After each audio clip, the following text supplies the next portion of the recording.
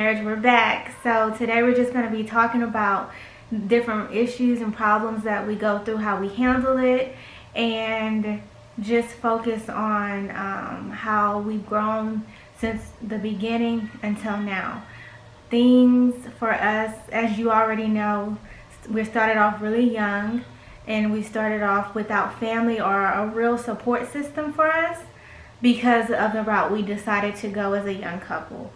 But now we just want to basically talk about the different problems that arise in our marriage, what they look like, and how we handled them and got through it. So let's go. Well, I guess some of the problems that we were going through in the beginning is really just trying to learn how to be a husband and wife to each other.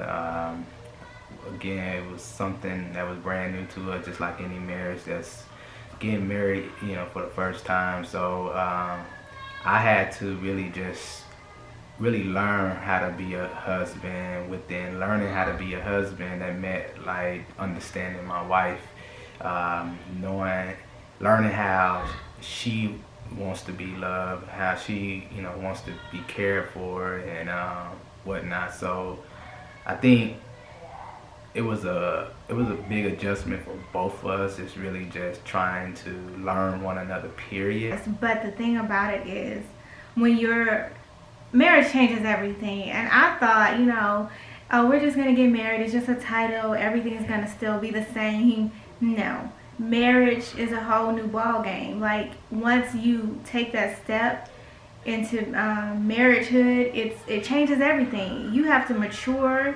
You have to now grow together, because we're separate beings. So he's doing his own growth and I'm doing my own growth, and we're doing it at the same time while also trying to maintain a marriage. So we were young, and getting married at 19, you still have a lot of growing to do. So that's what makes it really hard, because when you're young, you have to realize, okay, we didn't realize that, okay, so we still have a lot of growing up to do. Even though we're in love, but we didn't realize that this growth would take a lot out of our marriage. And it added some problems, because we had to figure out, okay, she's not the same person she was, or he's not the same person he was when we first met, and things are changing. And change was the hardest thing for us. We didn't know how to deal with the change in us. After having a baby, I changed. I became a mother. I'm not just, it's not just me and him anymore. It's me, him, and a child now. And things changed right there. And that's when the change. I think the change started when I got, I think that, I agree. It's kind of crazy in a sense. For me, it was like, man, why? It wasn't so much so why. It was just like, man, I see my wife, I'm not getting no attention. I guess it was kind of a jealousy thing. It was crazy. I was very focused on my husband. I still am. But I think in terms of we had a child, it really, a mother is gonna be a mother to a child. And of course, that baby needs a lot of attention, and I just felt kind of like, oh, where's my attention at, you know? But again, that was a young-minded thing, and I wasn't another being within the household. So and I think it was really selfish of him to even feel jealous. But young-minded, like I said. Young-minded, and he was just like, I was just trying to figure out how to be a mother without having my own mom there to help me. She can only do so much from far away, And it was a transition for me, because I come from a close-knit group of women. And my granny was always there to help, and she wasn't able to, always be there and just help with the child, because she lived in Texas and we were in Virginia. So we had to build our own network of people to help us. And thank God we found someone when I had to finally go back to work to care for our child. It was first this lady, it was a Thai lady. She was the first one, and she was just beautiful. She was just like this calm spirited woman, and she would sit down and just, take her time and tell me how more day was. I could text her throughout the day, and it was just like a blessing. Like God put her in our way because, He knew that I didn't have that motherly figure that I needed. So when I remember going to pick her up from the lady house that would watch her when she was still a baby, she would just talk to me and, comfort me and just, sit down with me. And she was kind of that hovering mother that I needed at that time. And I thank God for her. And then we finally moved on to another lady. And she watched both of our children because we ended up having our second baby, which was our son, Armand, and she was just beautiful. We didn't have to worry about bringing food. She fed them breakfast, lunch, and sometimes even dinner if we were going to be late because, I was in the military and he had a job that he had to switch schedules every now and then. It was a blessing that we found people. God put people in our way that could help us during that time, and they were blessings. So I have to say that. But let's fast forward a little bit, Fred, because after I had Amore, I went through postpartum. Oh yeah. And that was another problem that we had to get through. So I think during that time, I didn't understand postpartum. Didn't really know. Really didn't have no education about what it is and how it affects a woman or anything. Yeah, and I could honestly say that when I was going through that, I wasn't myself. I was really mean. I wasn't interested in things. I didn't know. I wasn't sure about my mother. I was unsure about being a mother to my baby. I didn't cause any harm to myself or my child, but I was just in a place where I was stuck. I was stuck in a place that I couldn't get out of, and I wasn't available to my husband at the time. So he would look for relationships with other people, and it turned into something it shouldn't have in some cases because of my lack of availability at the time. I just couldn't give what I didn't have at the time, and I didn't have the open heart to a relationship at that time. I wasn't available to him like he needed me to be. Yeah, and I think during that time, again, I was young-minded, obviously, but I didn't know. I didn't have another source to go to when my wife wasn't available. It was like, who do I go to? So I started going to other people, not really knowing how that would affect me and our relationship and everything. And the one thing that I can say that I was missing during that time was God. I felt like if I had God during that time, I would be able to go to him then like I'm going to him now when I'm having trouble or when I'm having problems. But because I went to other people and everything, it just made things worse. And it caused a lot of trust issues. Yeah. For me. But the thing is, I didn't realize that it was my lack of availability that kind of caused him to start drifting away. Just like I was going through things, he was going through things. He didn't know how to handle some things either. So he thought the best thing to do was to go find it in other people. And that was very wrong. And it took me some time to actually get over that but then I had to realize, hey, think about what he was going through. And he said this to me. He was like, put yourself in my shoes, Jasmine. I didn't have nobody just like you felt like you didn't have anybody. Yeah. And I thought about that. Even though I'm still mad, I'm still, angry. Like, I was going through this, Fred. You know what was going on. But you still... Not really. Didn't really know. Didn't understand you knew I had a disconnect somewhere. Yeah. And... I just didn't consider how he was feeling at that time. And now that I sit back, because, things kind of follow you in a marriage until you decide to really get down to it, talk about it, and finally let it go and release it. And most importantly, forgive. You have to truly be able to forgive someone. Yeah. You're not going to be able to move past it until you actually forgive that person. Yeah. So. And that was really, really hard because I was like, you're my best friend. Yeah. And you didn't come to me about this, and it was a lack of communication. Yeah, and I think like all of that again, it was a learning and growing experience. It's crazy because I can look back and I can see, how far and where God has brought me from, and it's like, hey, if I'm having a problem or anything, hey, I know who to go to, and that's the man upstairs.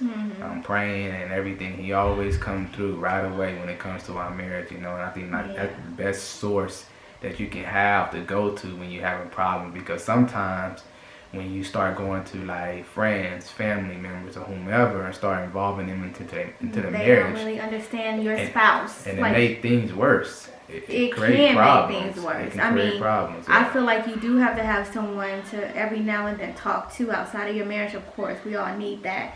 But first, if you're having an issue, you need to deal with it with your spouse first, and at least try to handle it and come up with a way to communicate. And then we have to find a way to communicate how we understood each other. Yeah. I communicate different from him. Like, I want to talk about it. I want to get down to it. Yeah. And I want to understand where he's coming from. And he's more, straightforward, direct, and we're done. Like, I said what I said, and this is it. Like, what don't you understand? But me, I need to feel where you're coming from. I want to get a feeling from, why would you say it like that? Or why was it said like we could? And I'm like, what you mean? How did I say it? And I'm like, your tone of voice is changing, and I need you to calm it down a little bit.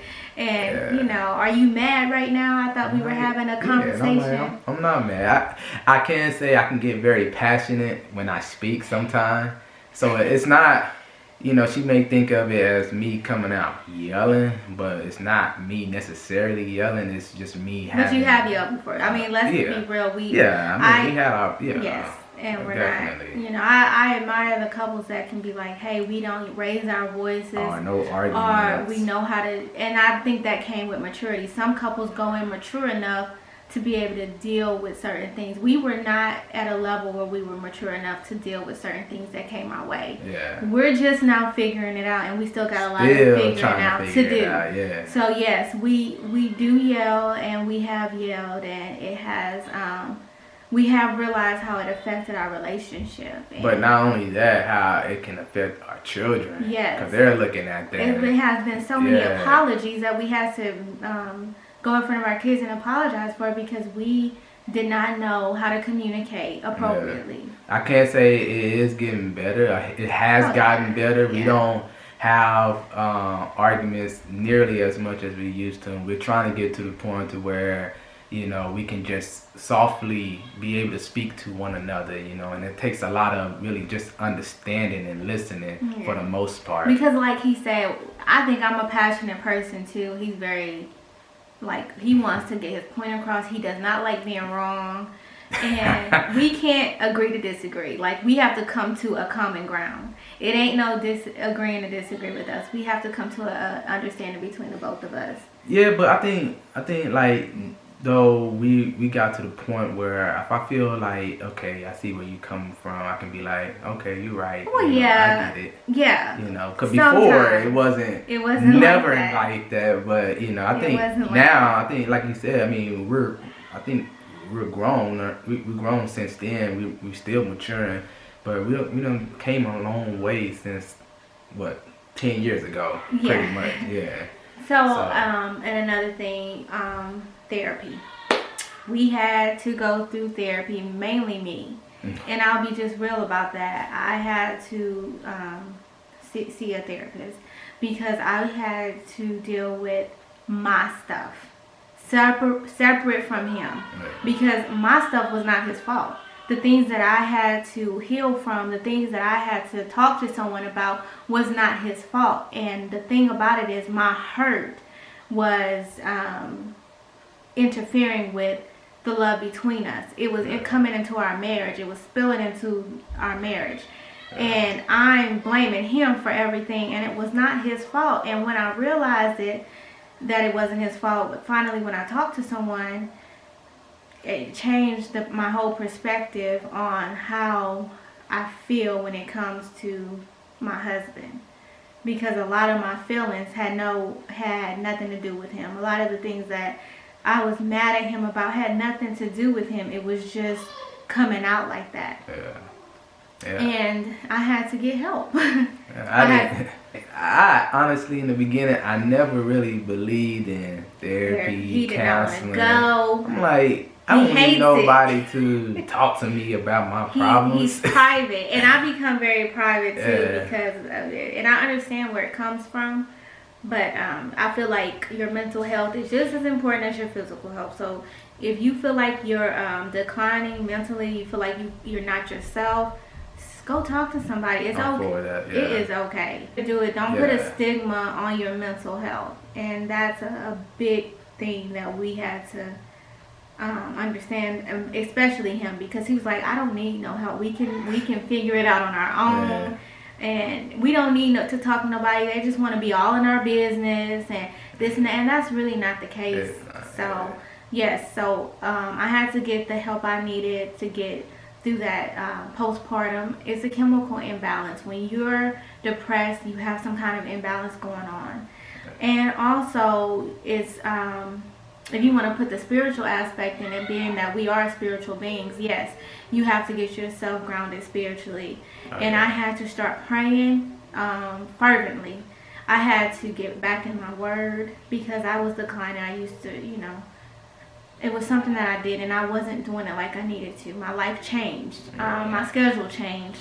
I was a mom. And you have to always remember that first and foremost, that foundation has to be set. You have to have a foundation spiritually and be spiritually grounded for everything else to work out. And we didn't have that. So I was trying to get back in my Bible, start praying, and I remember asking him, I was like, we should read and we should start praying together. He didn't want to do it.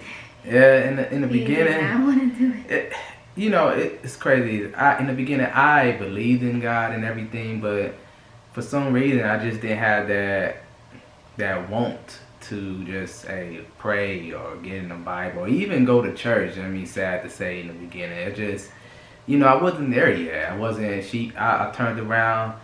You were always praying. You was always in the Bible and everything. And I would just go play my game or chill and do something while you were doing it. And that was the young-mindedness of him. But I believe that God has to open that door in our hearts when it's time. It wasn't time for his heart to be open in that way yet. And I would say it's not that he never been to church and he wasn't a believer. He just wasn't mature. Like, sorry, the camera stopped. But I can see the growth that I still have to do.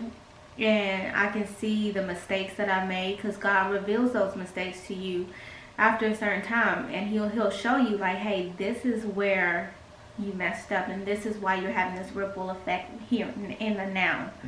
And he shows me these things, and I'm like, man, I didn't even realize it was like that, or I was even behaving in that way. And I realized that sometimes it's not even other people. Sometimes it's you. And I'm maturing in that matter. And I do have a lot of maturing to do. Now, I'm at a certain maturity level, but I do recognize where it was me and not other people. And I want to say this for the fellas, man. I know for the man, it's like it's in us to really want to try to fix everything. At least for me, I'm a man. I want everything to get fixed. So when it comes to my wife, I'm always quick to try to fix it. But sometimes it's not in my hands to fix it. Sometimes it's in God's hands to fix it. So I realize a lot of the things I have to just be able to sit back, and just let God work. And when I'm pushing and when I'm trying to fix it, it can just stir up problems. It can make things more complicated. So, and like, he can cover me in certain things, but sometimes the Father has to come in, and it has to do with that Holy Spirit coming in and doing the process, helping through the process, because sometimes he cannot do it. And sometimes it has to be a heart change, a mind change, the way you think. It's cognitive, and I learned that in therapy too. You have to think different. You have to go about doing things different, and sometimes he can't fix it. Yeah. And I have to go in prayer about it. He has to pray about it. He has to go to the Father with his own relationship that he has and go to him and pray for me. Yeah. And that's the only way it can work sometimes, and vice versa. Yeah. And so I think we can end it there, right, babe? Yeah. And we'll be back next Sunday. Yeah, another little scoop of inside our marriage, beyond marriage. Beyond marriage. Yeah, And so. we'll have something new for you guys next Sunday. And if y'all have any comments, questions, Anything you want want to us to say, yeah, just go answer. ahead. Yeah. Maybe that we didn't cover, just let us know. Yeah. All right. All right. Thanks.